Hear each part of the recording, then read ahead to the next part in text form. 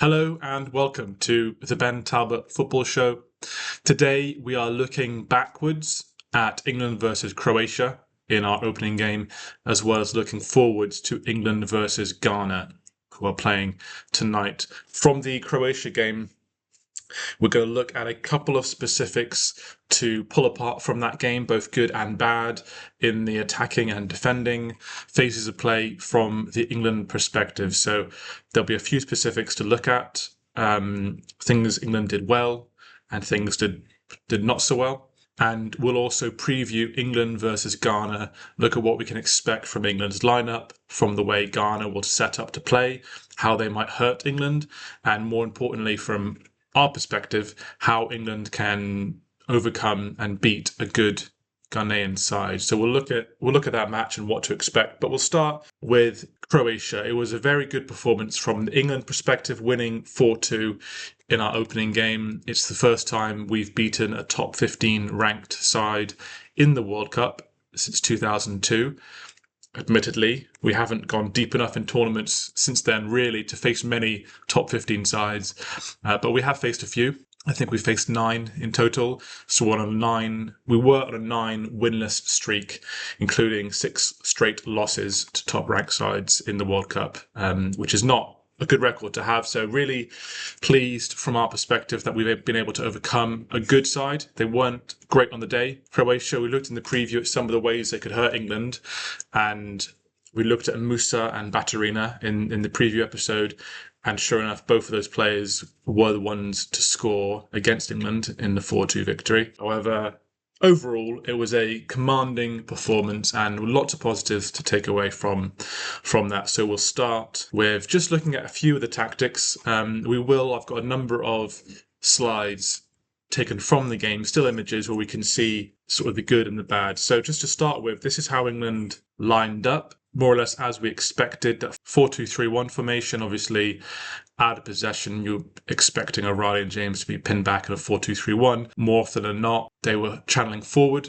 when we were in possession, almost making in some ways a 2-4-4. What happened throughout the game, again, as we expected, Kane dropping deep and at times making a midfield box between Rice, Anderson himself and Bellingham. So if we look at the Croatian lineup, again, is a sort of a 3-4-3. So 3 at the back with Stanisic and Perisic as their wing backs, again, as we expected.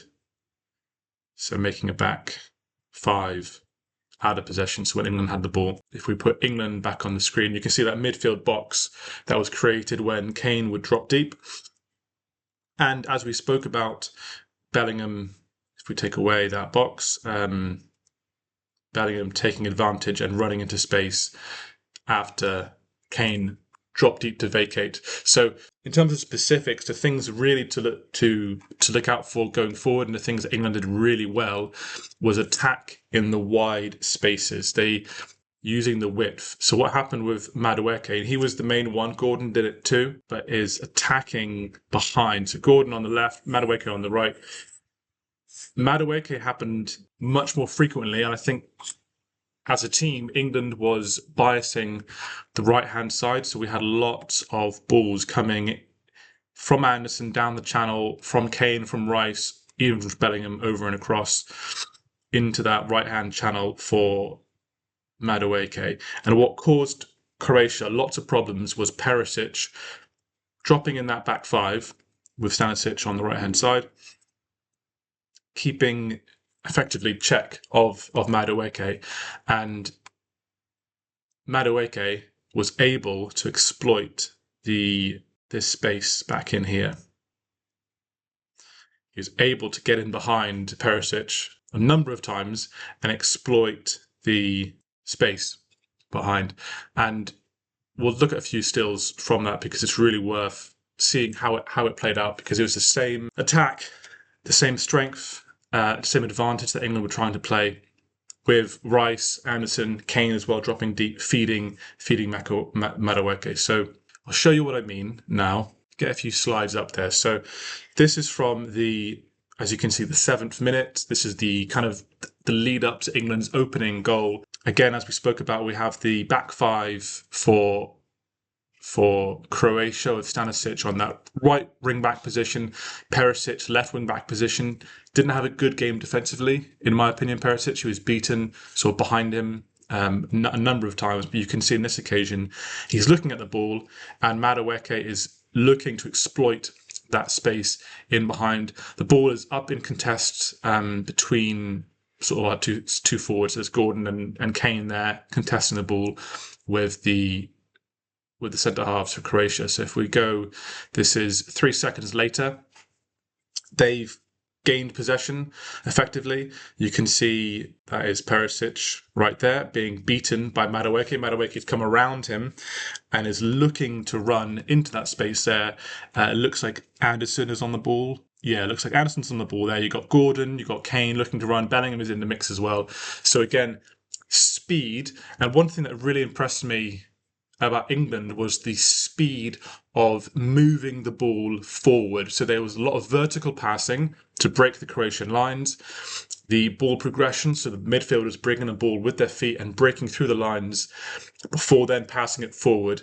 There was a lot of vertical passing, keeping it on the ground, and just the speed of running in behind was really aggressive and very difficult for Croatia to prevent. So you could see Madueke running and making that run in behind.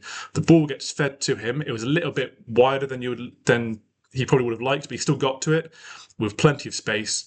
He's got options to either run to the byline to do the cross or to take the ball and move more directly towards goal himself. You can see 1, 2, 3 attackers from England. That's Bellingham, Kane, and Gordon again streaming into the box. So this was the build up to the first goal. I don't know if we have. Yes, we do. So this is the next clip again. 3 seconds later or 4 seconds later, he's got the ball. He's standing up to Gvardiol. You can see Perisic there coming to sort of support and double team Madueke, support Gvardiol there. In the box, you've got 4 players. I don't have a screen grab for it, but Madueke crosses the ball into the box, finds Kane. Kane gets a shot off, goes out for a corner. And the corner then leads to the penalty because the ball comes in from the corner. And Madueke again was involved. Modric fouls Madueke, get a penalty and get the England's opening goal. And it all comes from Madueke on that wide position, down that right-hand side, that flank. So this is, you can see a few minutes later, England's up 1-0. And this is what I'm talking about, the speed and the progression of how fast England moved the ball from the build-up phase of play. Yeah, you can split the lines to Anderson, you can split the lines to Rice, whatever it is. He actually, and sorry, the point I'm making further, which we spoke about previously, is the strength of Harry Kane, because we can't see it. This close-up is this screen grab is too close. You can't see the full pitch, but having both the centre mids at the edge of the 18-yard box, you can imagine how empty the midfield is because we just vacated our 2 midfielders. But Kane came in from that number 9 position into his own half to fill that spot where your number 8 normally would be in order to play. So this is again 4 seconds later. The ball has been played from Pickford straight to Harry Kane. Harry Kane is on, his sort of middle third of his own half. You can see that line of field division. He's looking ahead, and so Bellingham is kind of dropping with him, and you can't see them off the screen, but Gordon on the left-hand side and Madueke on the right. So they're making that front 3. We spoke about Rodgers and Bellingham in that 10 role. The strength for them being when Kane does drop deep, they're able to push forward and fill that space and stretch that play, which Bellingham's doing now. He did that throughout the game really effectively. So Kane, again, great playmaker. He's one of our best assets in this role, and it's really good that Tuchel is using Kane not just to finish and score goals in the 6-yard or 18-yard box, but also allowing Kane and building a system that allows Kane to come and get involved in that playmaking role. This is something that Kevin De Bruyne would do. And Harry Kane has this skill set, so it's great that we're able to use him in this way. Tuchel's building a team using our strengths for us. So this is 3 seconds later. Kane has passed it all the way up to Madueke. You can see on the bottom of the screen on that right-hand side. So now we're about 7 seconds after the goal kick, and 2 passes later, Madueke's got the ball to his feet, running into acres of space. You can see Bellingham and Gordon as well The three Croatian defenders are just streaming back, facing their own goal, not a position any defender wants to be. You don't want to be running towards your own goal. And a few seconds later, if I go to the next slide, this is 3 seconds later. Madueke's brought the ball up to the edge of the box. He's got two forwards with him. It's a 3-on-3. He can either cross the ball across the face of goal, or he can bring it himself towards goal. This goes out for a corner. I think he got a shot off and Gvardiol deflected it off for a corner. But that's great because set pieces is one of England's strengths. I'll talk about that very soon.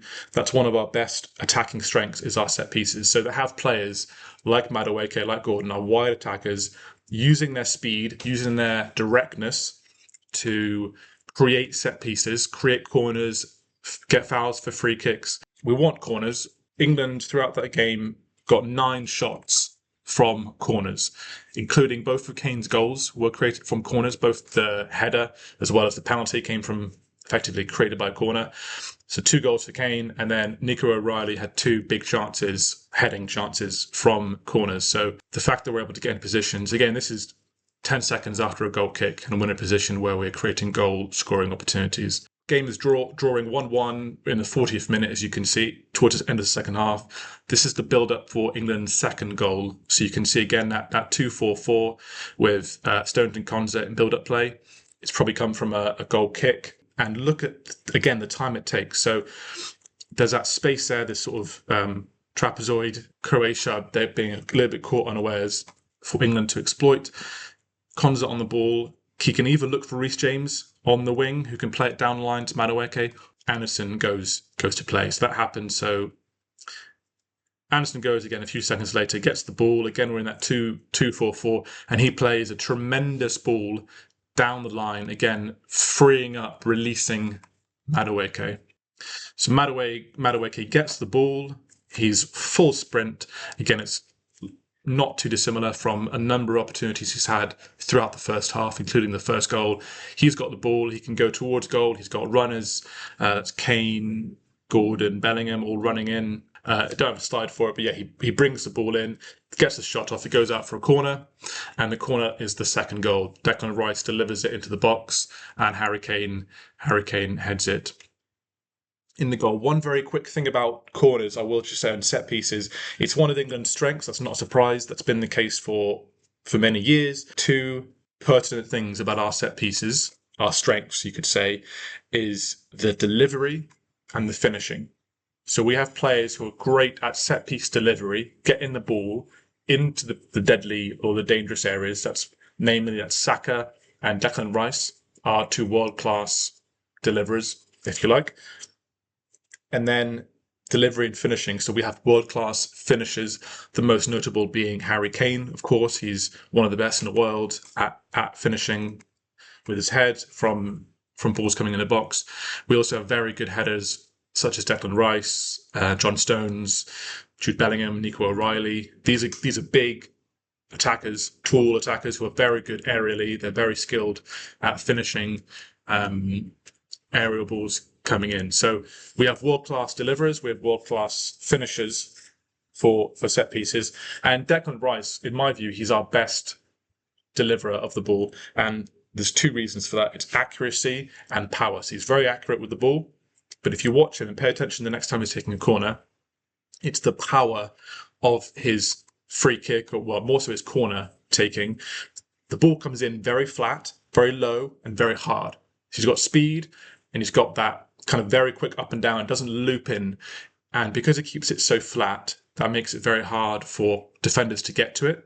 It means when it does find an attacker's head, because of the speed of the ball, the attackers, Kane, O'Reilly, whoever it is much easier for them to get the power in the shot because the power's already there. It has all the momentum and all the speed, and they can just guide it in or power it in to the goal. I mean, Harry Kane's, I haven't got it here, but I'm sure you've seen the highlights. Harry Kane's second goal, it's a powerful header to the low left-hand corner of the goal. So, yeah, accuracy and power is the strength of Declan Rice. Okay, we're going to look at defensively. There was 2 things where England were caught out of shape and out of position, and it's worth just being aware of this. We can really be, in my view, exploited by a better side. Croatia took their 2 goals very well. However, you can see in this position, this is not long after we've opened the scoring. It's in the 13th minute or 14th minute.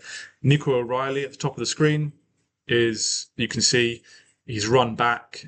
We had high fullbacks pressuring the Croatian defence.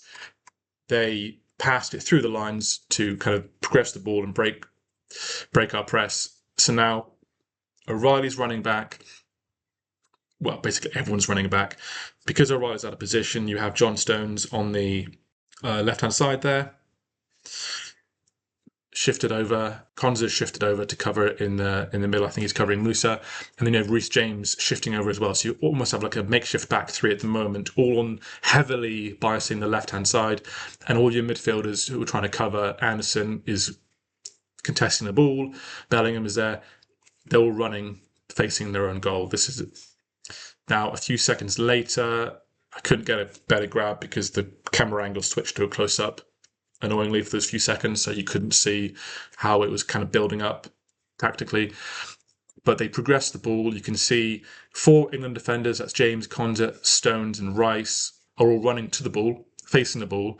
And just look at this entire half of the goal is left wide open. Really, you'd want Reece James out here, Konza stepping up to the ball, and then Rice or Bellingham or Anderson in this sort of top of the box area. It looks like that's Musa running in. You've got Perisic making a late run, Modric making a late run, and they've just got so much space because we've been kind of caught out of position and we're still trying to recover. Ball forced to Musa, and you can see, look how much space in the box is wide open for Perisic to come in. This is the second goal Croatia scored.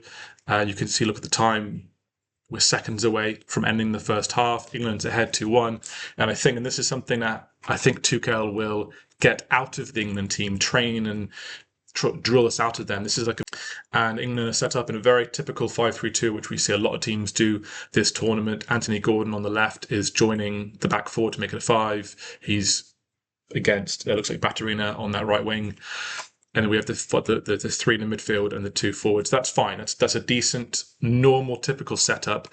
What goes a bit wry is if we skip ahead 4 seconds, Anderson and Bellingham have dropped into that back 5 to make it a back 7. So now we're basically a 7-3, and we are forfeiting so much space in the midfield. And when you give up space, you give up control. So we're giving up control. We can see on the ball there is Vuskovic, who's their centre half, and he's got all the time. Rice is stepping to him, but he's got a lot of time and space to make a decision about where he wants to play it. And we're just giving up control, which is never a position to be in. You can see here, this is just 3 seconds later. You can see effectively a back 7 with only 3 forwards. They're hardly forward. They're just outside the box, aren't they? Kane, Madueke and Rice. But there's so much space that we're giving up to Croatia. So this is something that has to change. If you play this way against a France or a Spain or anyone really, they're going to punish you. Croatia did punish us because they scored from this sequence. So you're giving up so much space that you're forfeiting in the midfield. And Vuskovic plays the ball in, lovely aerial dink. Again, you have 3 players running to the ball. So in this case, it's both our centre-backs, Konza, Stones and Reece James. All 3 defenders are going to the ball, leaving Musa wide open. He's got half of the box to himself. Ball comes to him and he finishes to make it 2-2. Aerials come in, all 3 defenders are watching the ball. No one's tracked the runner. I think it was Bellingham who left him. Bellingham had a good game, but in this occasion he left the runner, and Moose has come in just half the box to himself, and cool as you like, finishes. Those are some things that Tuchel had to work on, and admittedly the second half was a lot stronger in that regard, positionally, the discipline from the England defenders, and this will be something to watch out for against Ghana and against Panama in the next 2 games. How we caught out of position when we're pressing and they break the press and we have defenders running back, midfielders especially running back towards their own goal. Are they able to reset in such a way that we're not caught out like this? And then when we are defending a lead, and this might be more so against the bigger teams in the knockout stages rather than Panama or Ghana, if we're up 1-0 against whoever in the 75th minute, that temptation to shift that 5-3-2 And then if they're pushing, to have those three in midfield just squeeze back to make it almost a back six or a back seven. We have to resist that temptation. You have to contest and push out. If you give up space, you give up control. And if you give up control, that's a great way to lose the game, which has happened to England many times in the past, in big games, in big finals.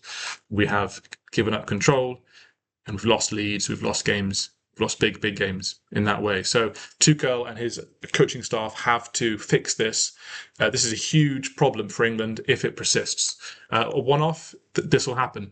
First game of the tournament, they're getting the kinks out. But if these positional errors and lapses of concentration continue, then that's going to be a concern. We're going to look at Ghana as well. Again, just a few specifics on Ghana, ways we can exploit them, players on the Ghanaian side to watch, and then from the England perspective, what can we expect to see from our lineup, and how can we expect to exploit and win.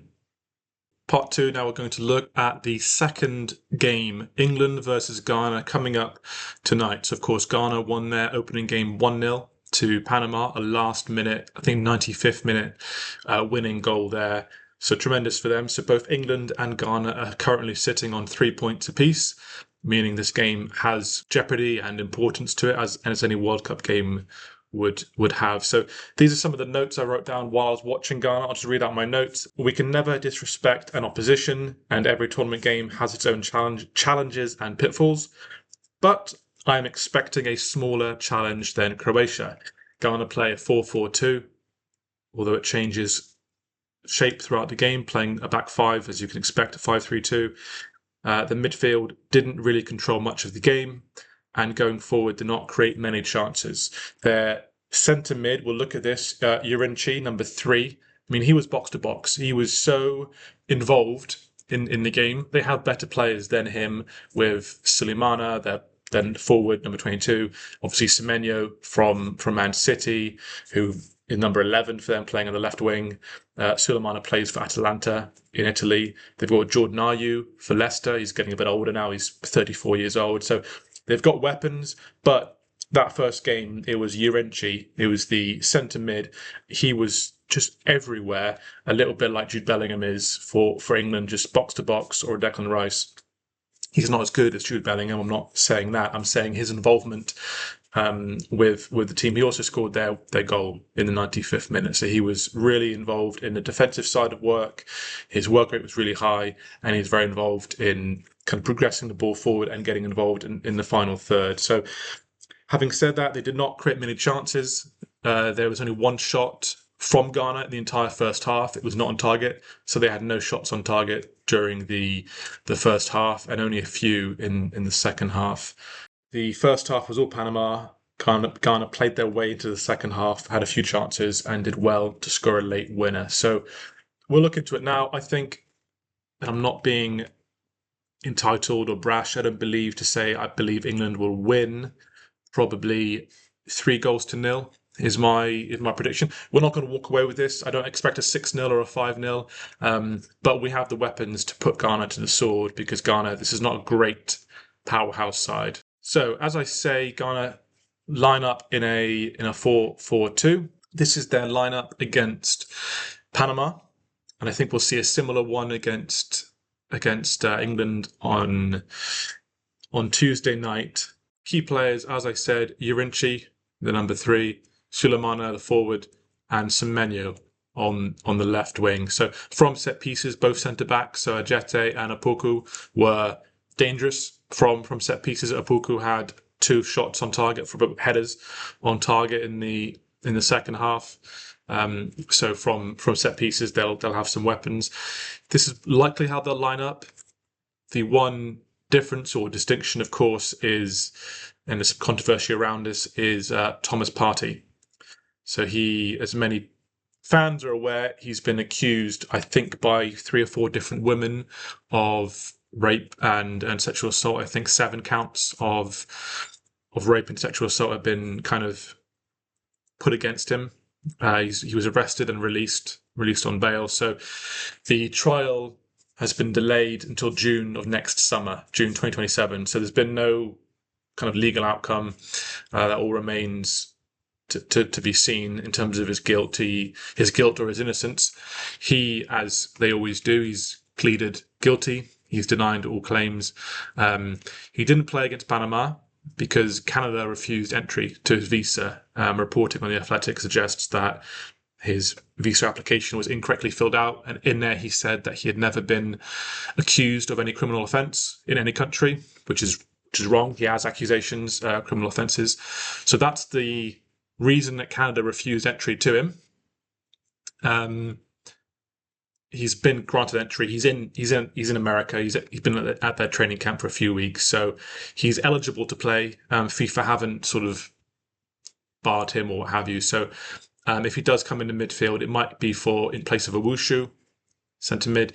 It might be in place of Urinchi, who can play at right back. So they might move Senaya out, put Partey in midfield, and put Urinchi in a right full back position. That remains to be seen. Partey's one of their better players, so I would expect, if you leave all the controversy aside, just playing wise, I think they'll put him in, and the Ghanaian manager has basically indicated as such, and has sort of taken the position of, well, until he's found guilty in a court of law. I think the view they're taking on it's a little bit distasteful. I know a lot of England fans and other football fans don't want to see him play, don't want to see him part of the World Cup. Speaking candidly, I am of that same opinion. I don't think, without knowing many of the details, just the accusations raised against him seem certainly serious enough and sort of dangerous enough, if you like, to make him somebody who, well, put it this way, if he was English, I wouldn't want him playing for England. I wouldn't want him to start on the team. As a Man United supporter, we had similar conversations around Mason Greenwood a few years ago when charges against him were dropped, and in a court of law he was found. There was no evidence against him necessarily. In the same way, I never wanted to see Mason Greenwood wear a Man United shirt ever again, which thankfully doesn't look like that'll happen. So, all that aside, personally, I don't want him to be involved, but there's a good chance he will be in that middle of the park for someone else. They'll probably keep the 4-4-2, although during the game expect it to move to a 5-3-2, so you can expect possibly to shift over, and if the ball's on the left-hand side, expect that, because that seems to be quite common. So their strengths are from set pieces. They don't have strengths in holding the ball, so don't expect them to be holding possession. The defense isn't great. If I'm speaking candidly, this is a team that England can score against, and I'm expecting England to score against this team, actually. If we look at the England lineup, we'll just clear out the Ghanaians for a moment. So this is the 4-2-3-1 lineup that we had against Croatia. I'm expecting a similar lineup. This is not the game to rest and rotate. If we win this, then we can rest and rotate against Panama on Saturday night. But for now, I'm expecting a full-strength lineup. We might see Rashford in for Gordon. He had a very good game when he came on. I think he had 12 minutes against Croatia. He scored, obviously, and he was very influential. So you might see Rashford in for Gordon. Rice has been speaking about back pain. It's a kind of a chronic injury he's been managing. So we might get some minutes. We might have Kobbie Mainoo in for Declan Rice, or even bring Rodgers in at the 10, and a little bit like in the second half against Croatia, shift Bellingham back into the 8 position, have Rodgers as a 10 to give Declan Rice a break. Again, in the defence, we might see Guehi in for Konza. Personally, I prefer that. I think Guehi's a better defender. I think we need Stones for ball progression to bring the ball through the lines. But it's almost neither here nor there, because it's in many ways, these are almost like-for-like changes with some differences. So those are some of the changes I might expect to see from the England lineup. I'm still expecting 4-2-3-1 as our base formation in possession, and a few changes here and now. The wings, maybe resting Rice. Saka might get some minutes, and expect if we're 2 or 3 goals up in the second half, there will be changes. There will be players coming in as Tuchel manages minutes between the two sides. I think we can hit them or hurt them in a similar way to Croatia, as we spoke about. So it's going to be really, really influential, these in behind the left and the right channel, so where Rashford or Gordon and Madueke or Saka getting in behind the Ghanaian defence. And again, same as before, having Kane dropping deep and having Rodgers or Bellingham, whoever it is, stretching play, getting in behind, will be a key part of England's attack, as well as set pieces. So Ghana have good defenders for the set pieces, especially both their central defenders, Ajeti and Puku, have strengths in that way. But that notwithstanding, we can expect corners, penalties, free kicks to be really important for England, especially with Declan Rice if he's playing to deliver into the box. So, all that being said, I am expecting, and I hope this isn't kind of arrogant or come back to haunt us, but I'm expecting England to win 2 or 3 goals to nil, probably 3-0 if I had to sort of put a pin onto one particular scoreline. But I would say by 2 or 3 goals, Ghana, they have danger from set pieces, so they could score 3-1 or 2-1 is more than possible. But it's not as big a challenge as Croatia game was. And after our performance against Croatia, I would be surprised if England don't get 3 points from this game. And at that point in time, they would be virtually guaranteed top spot in the group, and it'll be a really good opportunity for Tuchel to manage minutes, rest and rotate players for that third group game against Panama to set us up for the knockout round. So please like and subscribe to the channel if you enjoyed it. Let me know in the comments, and we'll see you on the next one.